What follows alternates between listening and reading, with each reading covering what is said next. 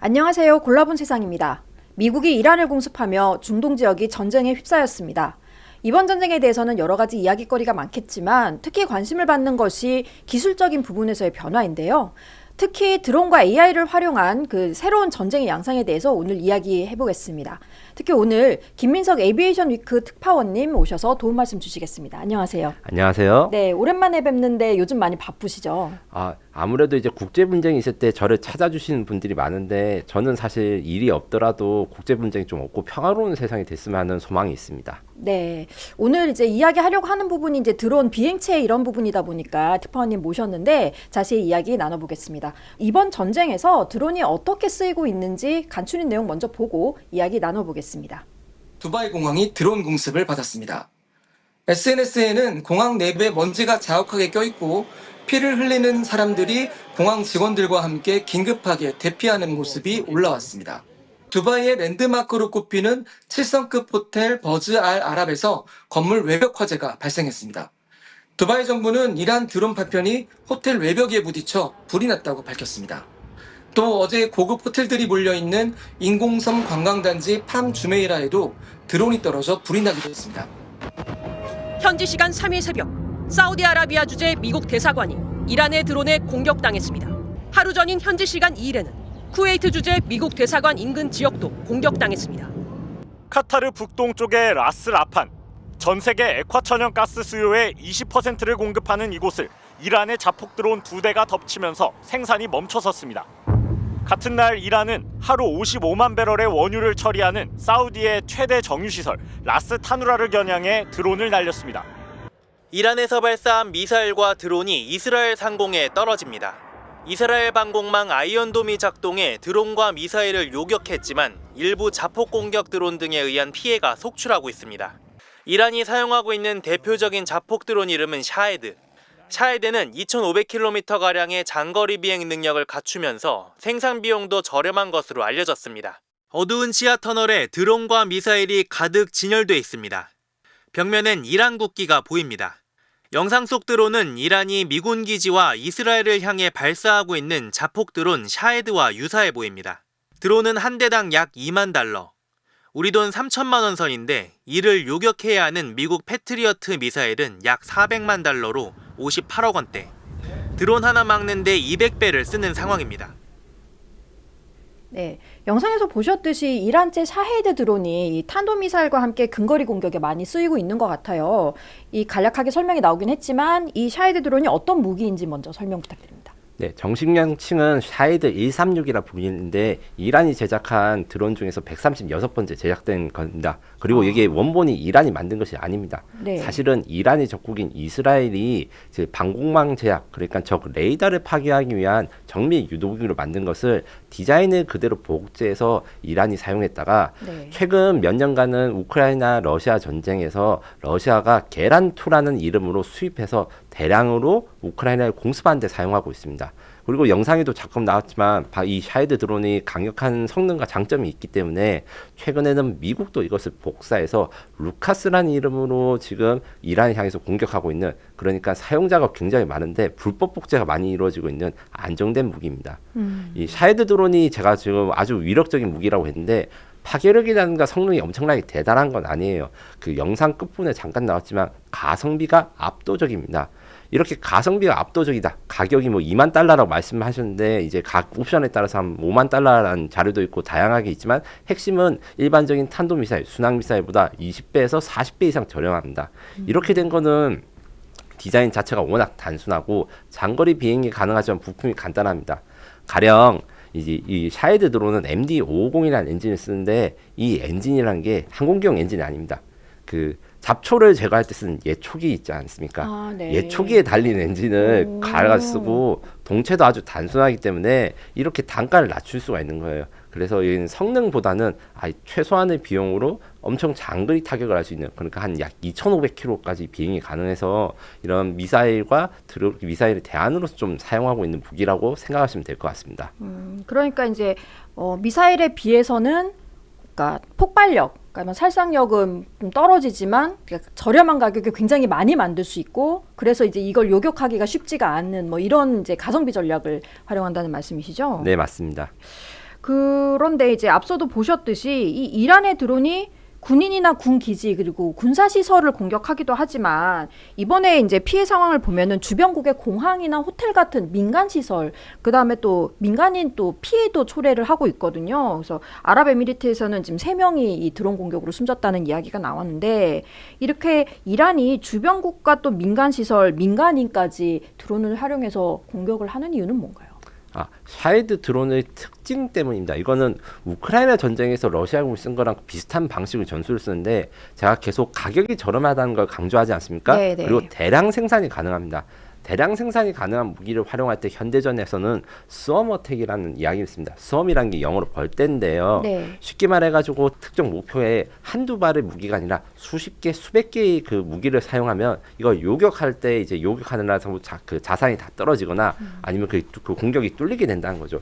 그런 식으로 동원을 하고, 그리고 이제 숫자가 너무 많기 때문에 이 성동격서 전략이라고, 미사일을 군사기지에 발사할 때 제대로 방어가 안 된 지역에 드론을 보내면 방어하는 입장에서는 둘 다 방어를 해야 되니까 네. 진짜 방어해야 되는 군기지라든가 이런 게 방어가 약해지는 이런 전략을 사용하기 위해서 하다 보니까 이제 이란이 민간인 시설, 그러니까 얼마 전에 쿠웨이트 공항에 직격을 하거나 네. 뭐 버즈아랍이라든가 이제 아랍 두바이 그 시내 공격하는 것이 이런 전략 하에서 이루어지는 공격이다 생각하시면 될 것 같습니다. 그런데 이 중동의 주변국들이 사실은 미국이 이란을 공습하기 전에 전쟁을 반대하는 입장에 섰단 말이에요. 그래서 뭐 미국을 설득도 하고 협상도 하자 계속 그런 이야기를 진행을 하고 있었는데, 사실 이번에 이제 드론 공격으로 이란이 주변국을 공격을 하다 보니까 이제 걸프 국가들도 가만히 있지 못하겠다, 우리도 반격한다, 그래서 이렇게 전쟁이 지금 확산되는 양상을 보이는데, 이렇게 정쟁을 키우는 목적이 따로 있다고 보시나요? 몇 가지 이유를 들 수 있는데, 첫 번째는 미군 기지 작전 거점을 무력화하는 것입니다. 이미 전쟁 전에도 이란이 아랍 국가들의 미군 기지들을 공격할 것이다, 이런 이야기도 많이 있었고, 네. 과거 사례도 있었는데, 결국 핵심은 이란이 이제 뒤에 말씀드리겠지만 미국과의 전쟁을 할 때 미국에 대한 본토 타격을 못하니까 제일 가깝고 제일 치명적으로 공격할 수 있는 자기 주변의 미군 기지를 공격하는 것이 첫 번째 이유가 될 수 있고, 네.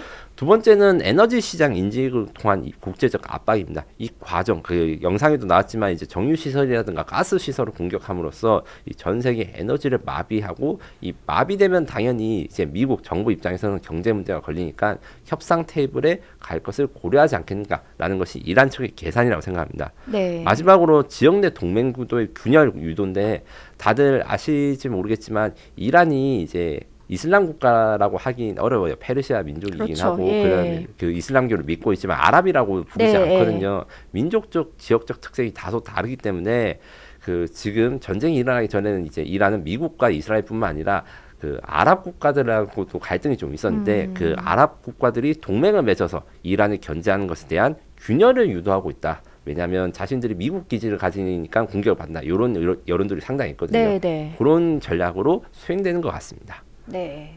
그리고 앞에서도 설명을 해주셨지만 미국도 이란의 샤헤드 드론을 복제해서 이번 공습에 활용을 했다. 근데 뭐 구체적으로 어떤 공격에 활용이 됐는지는 뭐 구체적으로는 제가 못 본 것 같은데, 이게 루카스 드론이라고 하더라고요. 요건 또 어떤 무기인지 좀 간략하게 설명해 주신다면요. 네. 제가 앞서 잠깐 이야기했지만 지금 이란군이 쓰고 있는 샤헤드 드론, 이 족보가 아주 복잡합니다.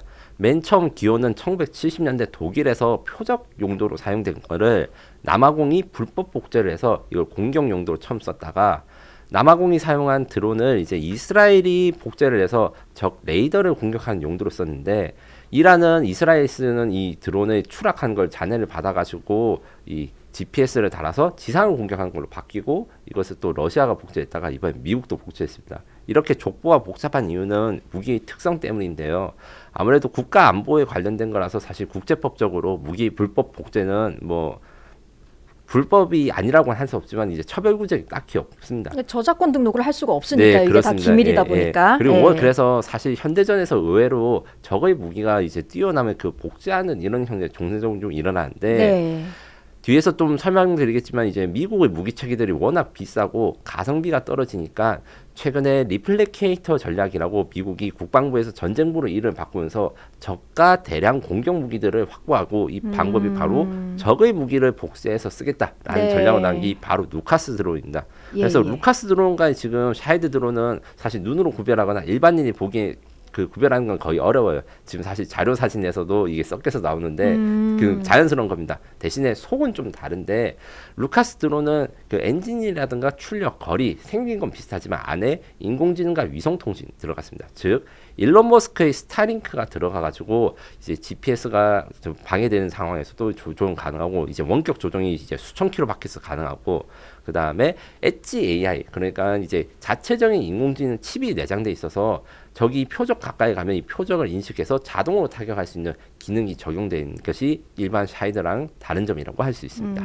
아, 그런 그 기능이 이제 추가가 되면서 아까 샤헤드 드론은 한 2만 달러 정도, 우리 돈으로 한 3천만 원 정도인데 지금 루카스 드론의 가격은 그러면 그거보다 조금 더 높은 가격으로 지금 추천을 할 수 있겠죠? 네, 35,000달러 이렇게 이야기를 하는데 이제 샤헤드 드론도 그러면 이제 인공지능을 장착한 겁니다. 그것도 있고 네. 제트 엔진을 바꾼 버전 뭐 이런 것들 아, 한 네, 수십 네. 종 변종이 있어서 대략 샤헤드는 2만에서 5만 달러, 루카스 드론은 35,000달러 요 정도가 이제 적절한 표현 같습니다. 네.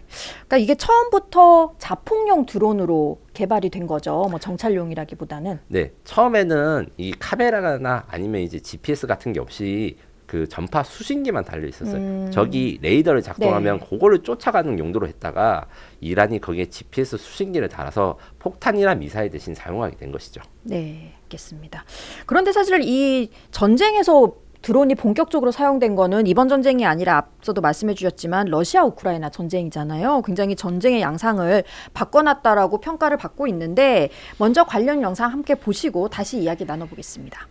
이날 밤 사이 러시아군은 300여 대의 무인기로 우크라이나 전역을 공습했습니다. 싼값에 대량 생산이 가능해 미사일보다 더 쉽게 사람의 목숨을 앗아가고 있습니다. 러시아 본토에서부터 날아온 무인기 모니터 앞에서 전후방 구분 없이 군인과 민간인 모두 제거 대상일 뿐입니다. 지난해 5월 나토가 16,000명이 넘는 병력을 동원해 실시했던 훈련은 현대전의 핵심이 된 무인기의 위상을 여실히 드러냈습니다. 모의 훈련에서 수천 명의 전투병력이 무인기 공격에 전멸되는가 하면 반나절 만에 17대의 장갑차가 파괴됐습니다. 무인기의 성능도 갈수록 진화하고 있습니다. 1인칭 시점으로 실시간 현장을 볼 수 있는 카메라에 더해 위성 인터넷에 연결된 무인기가 마치 게임처럼 상대의 목숨을 노리고 있습니다. The pilots can actually lock on the target from several hundred meters away and then just take the hands off the remote control and it will still hit the target. 예, 지금 이제 나온 영상 외에도 이제 그 이 드론이 군인 한 명 한 명을 머리 위에서 쫓아다니면서 뭐 사살을 한다든지 뭐 한 번은 물을 건네줬다 뭐 이런 약간 미담성 그런 영상도 공개되기도 했는데 어쨌든 이 러시아 우크라이나 전쟁이 지금 만 4년 이제 5년째 이어지고 있는데 그동안 러시아가 우크라이나로 발사한 드론이 모두 5만 7천 대 이상이라고 하더라고요. 이 드론 때문에 구체적으로 전쟁의 양상이 어떻게 바뀌었는지 좀 설명 좀 해주세요. 네, 군사 전문가들은 드론 때문에 생긴 이 전장의 변화를 투명한 전장이라고 표현합니다. 그러니까 과거에는 적이 무엇을 하는지 파악하기 위해서 예전에는 이제 전령을 보내거나 정찰병을 보내고 이제 사람이 죽을 수도 있는데 그 이후에는 항공기가 나와서 항공기가 정찰했고 최근에는 인공위성을 사용해서 정찰하는 것이 나왔지만 항공기라든가 인공위성은 가격도 비쌀 뿐만 아니라 뭐 인공위성 같은 경우에는 몇 월 몇 시에 어디에 닿는지 다 알 수가 있어요. 이런 걸로 피할 수가 있었는데 드론은 값이 싸고 대량으로 운영하니까 이 정찰을 막을 수가 없다. 그러니까 적이 어디로 어떻게 진격하는지 군사력이 어떻게 배치되는지 너무너무 잘 보이게 된 거예요. 즉 적이 발견 즉시 파괴되는 이런 시간이 굉장히 줄어들어서 이제 파괴력이 강해졌다. 근데 요거는 드론 자체의 파괴력도 중요하지만 드론이 정찰을 하면서 포병이라든가 전차한테 정보를 주기 때문에 그 표적이 나오고 난 다음에 없어지는 시간이 너무 짧아졌다라고 네. 생각하시면 될 것 같습니다. 또 이제 비대칭 전력을 보편화가 있습니다. 그러니까 대칭적으로 대응하기 어렵습니다. 지금 드론을 막는 무기나 장비들 많이 개발되고 있지만 확실하게 이렇다 이걸 쓰면 된다라고 할 수 있는 솔루션이 없는 상황이에요. 이 상황에서 결국 그 공격을 하는 부분이 이제 공격을 할 때 어디에서 오는지 미리 알고 그다음에 방어도 너무 쉽기 때문에 전선이 고착화되는 경향이 있고 이것이 바로 우크라이나 러시아 전쟁이 4년간 지속된 원인 중 하나였습니다. 그리고 이제 공격할 때 이제 그 미사일은 뭐 수억 원에서 이제 수십억 원 하는데 몇백만 원, 몇천만 원으로 이제 정밀 타격을 할 수 있으니까 이런 이제 부분에 대해서 소모가 굉장히 심해졌다. 그리고 요것을 드론 같은 경우에는 우크라이나 러시아 전쟁 그 저번 주에 이제 제가 드론 관련 박람회에 갔을 때 그 우크라이나에서 진짜 전쟁 드론 운영하는 회사가 그 분들이 오셔서 제가 이야기를 해봤어요. 무기 같은 경우에는 개발하는데 한 10년, 운영하는데 30년 뭐 이런 식으로 가고 최신 무기라고 하는 것들이 또 사실 만든 지 오래된 건데 드론은 아무래도 민수 기술을 중심으로 발전하다 보니까 3개월마다 새로운 개념, 3개월마다 신제품이 나오는 아주 이 발전 주기가 빠른 것이 또 특징이라고 합니다. 네. 그런데 광섬유 드론이라는 것도 있더라고요. 이제 거미줄이 그 지상 위를 이제 촘촘히 덮은 것처럼 그렇게 이제 그런 모습이 이제 영상으로도 공개되고 했는데 이건 또 어떤 방식인가요? 광섬유 드론은 쉽게 상상하시면 이제 연 생각하시면 됩니다. 연 날릴 때 이제 줄 달아가지고 이제 줄로 조종하는데 이제 광섬유가 조종을 한다기보다는 그 비행 제어 데이터, 영상을 전송하는 것입니다. 왜 이런 게 됐냐면 우크라이나 전쟁 초반에는 드론이 위력을 가지다가 이제 크게 드론이 약화된 계기가 있습니다. 바로 드론 제머의 등장인데 드론은 무선으로 조종사랑 이제 통신을 하고 그 다음에 GPS로 위치를 추적해서 가기 때문에 조종사의 통신을 끊어버리거나 아니면 GPS 위성 그 신호를 교란하게 되면 이게 제대로 작동이 안 되는 문제가 있습니다. 네. 근데 광섬유로 카메라가 조종사를 이제 실시간으로 보고 이제 유선으로 가면 전파 방해에 어떤 것도 걸리지 않기 때문에 네, 네. 이게 아주 위력적인 걸 발휘해서 현재는 우크라이나군, 러시아군 모두 이 광섬유 드론이라는 걸 사용하고 있습니다. 그래서 드론에 줄을 연결해서 가니까 딱 한 가지 단점이 있긴 한데 조종하는 게 굉장히 어렵고 그 줄에 걸리면 떨어집니다. 네, 또 멀리 못 갈 것 같아요. 근데 어떤 거냐면 그 광섬유라고 해가지고 이제 거미줄이라는 표현을 하셨는데 아주 얇아요. 네, 그리고 네, 네. 중량을 줄이기 위해서 뭐 피복 같은 것도 없습니다. 그래서 일반적으로 20kg 이상의 그 광섬유를 드론 하나가 싣고 간다 이렇게 생각하시면 됩니다. 20km 네, 거리까지 맞습니다. 갈 수 예. 있도록 끊어버리면 안 되나요, 광섬유를? 중간에 끊어지면 그때부터 자동 조종이나 아니면 원격 조종으로 바뀌게 또 되는데 무선 드론 형식으로. 네, 그렇게 되는데 요게 또 끊어지는 걸 잘 안 끊어지게 비행하는 것도 기술이라고 제가 이제 현지 취재를 좀 했을 때 이야기를 들었습니다. 네. 그런데 이제 우리나라에서는 사실 제가 아직 우리 그 국방부 영상에서는 그런 광섬유 드론에 대해서는 아직 못 봤거든요. 그러면 우리나라에서는 이 부분을 어떻게 대응을 하고 있는지 한번 이야기를 해보겠습니다. 그런데 이제 사실 얼마 전에 이 드론 작전 사령부가 지난 정권 당시에 북풍, 그러니까 북한 쪽으로 이제 무인기를 보냈다, 뭐 이런 이제 공작에 활용된 걸로 알려지면서 사실상 지금 폐지 수준을 밟고 있어요. 정권이 바뀌면서. 어쨌든 군이 정치적으로 동원된 거는 문제지만 드론 작전 사령부를 없애기까지 해야 하느냐, 이게 드론이 이렇게 전쟁에서 중요한데 이런 비판도 나오고 전문가들 사이에서도 좀 의견이 분분하더라고요. 이 부분에 대해서 어떻게 봐야 할까요? 네, 제가 사실 개업 이전부터 그 평양 무인기 사건을 좀 단독 취재를 하고 드론사에 네. 대해서 많이 취재를 했는데 결론적으로 말해서 드론 사령부가 부품 공작에 악용된 것 요것 때 문제를 해결하기 위해서 폐지 수순에 가까운 개편을 하는 것은 필요하긴 하나 네. 대체되는 조직이 필요합니다.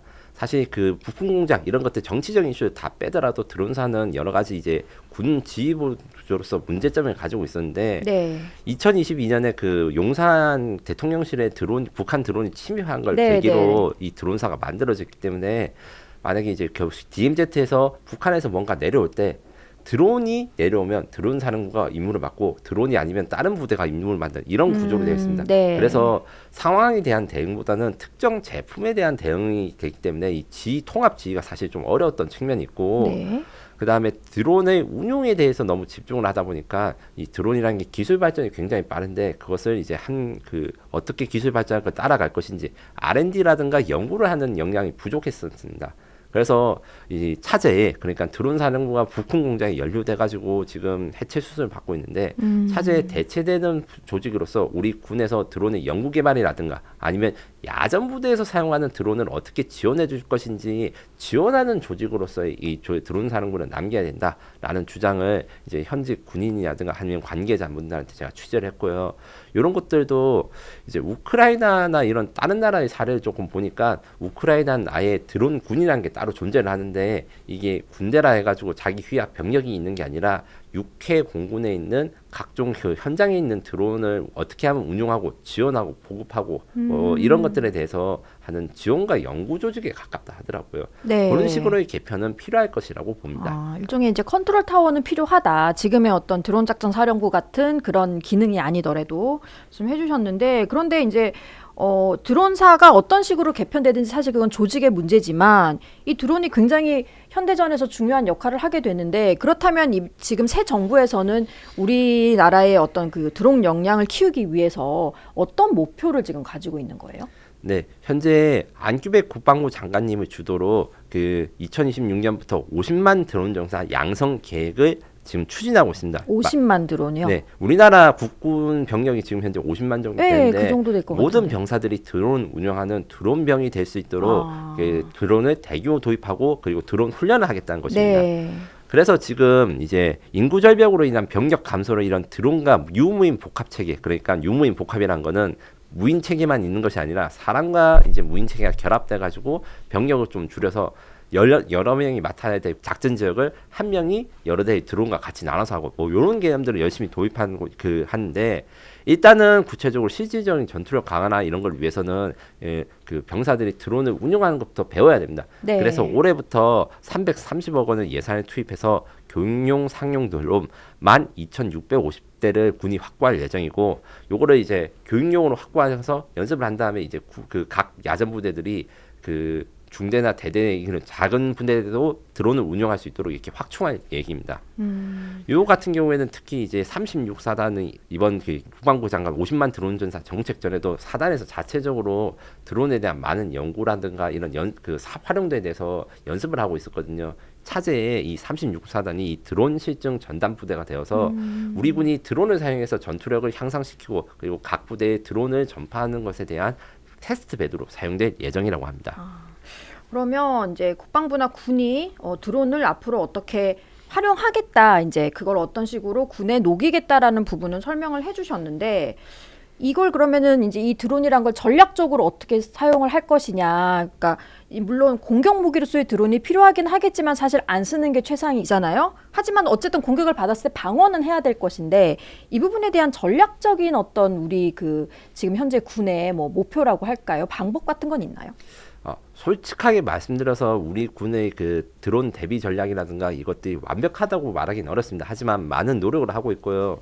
그 가령 이제 몇 년 전부터 우리 군은 드론보 챌린지라는 콘테스트를 열어서 우리 국내에 있는 드론 스타트업한테 군에 진출할 수 있는 기회의 창을 열어줬어요. 군대가 필요하는 드론이 이런 게 있고 요것을 격연대회를 통해 가지고 이제 실증을 하고 이제 군의 그 전력화로 연결되는 걸 했는데, 올해부터는 이것을 더 발전시켜서 일명 드론 공방전이라는 것을 준비를 하고 있습니다. 이 공방전 테스트는 공격과 방어를 한다는 건데, 네. 실전처럼 시나리오를 만들어서 공격 드론을 만드는 회사는 이제 공격 드론 하는 걸 실제로 보여주고, 방어, 그러니까 드론을 요격하거나 무력화할 수 있는 안티 드론 체계를 만든 회사들은 드론을 막아내는 시범을 한 다음에 나중에 이제 결승전에 가면 4강전에 가면 어떻게 되냐, 드론 공격팀과 방어팀이 실제로 자신들의 장비를 사용해가지고 창이 방패를 뚫리는지 방패가 창을 막을 수 있는지 이런 시험의 장을 마련할 계획이라고 합니다. 네. 지금까지 드론에 대해서 이야기 나눠봤는데요. 다음 이 시간에는 AI가 이번 전쟁에 어떻게 활용이 됐는지, 또 앞으로 전쟁에서 AI가 어떻게 활용이 될 것이며, 또 이 부분에 있어서의 어떤 윤리적인 문제나 어떤 기술적인 문제는 없는지 좀 더 자세히 알아보겠습니다. 지금까지 골라본 세상이었습니다. 감사합니다.